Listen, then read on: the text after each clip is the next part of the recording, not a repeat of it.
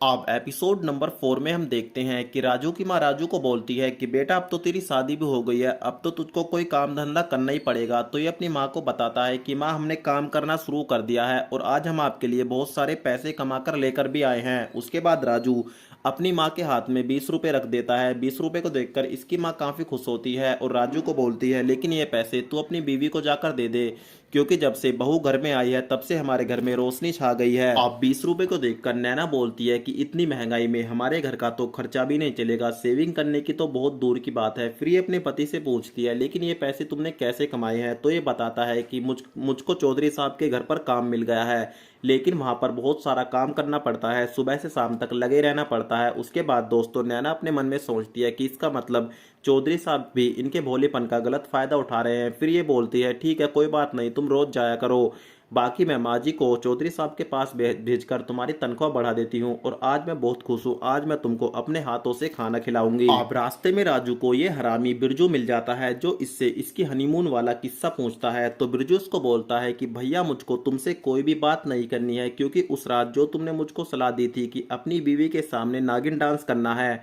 हमारी बीवी ने हमको लात मार के कमरे से बाहर कर दिया था। तो बिरजू उसको बोलता है कि हमको तो पता था कि तुमसे कुछ नहीं हो पाएगा, क्योंकि तुमने कभी किसी के साथ सुहागरात नहीं बनाई है, तो तुमको अभी सीखना होगा। तुम एक काम करना, जब चाची घर पर ना हो तो हमको घर पर बुला लेना, हम भाभी के साथ सुहागरात बना के तुमको सब कुछ सिखा देंगे।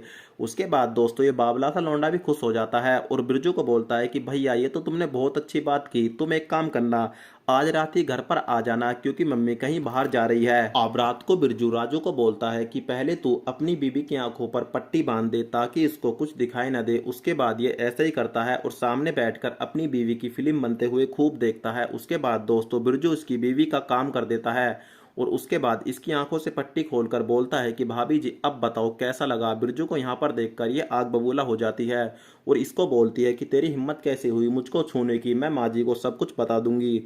अब बिरजू मुस्कुराते हुए बोलता है कि अब भाभी जी तुमको जिसको जो बताना है तुम बता सकती हो, और गलती से अगर मेरा मुंह खुल गया तो तुम्हारे ऊपर कोई थूकना भी पसंद नहीं करेगा। उसके बाद दोस्तों बिरजू यहाँ से चला जाता है और नैना जोर जोर से रोने लगती है, लेकिन फिर भी ये अपने पति से नाराज नहीं होती, क्योंकि इसको पता है कि इसमें इसके पति की कोई भी गलती नहीं है।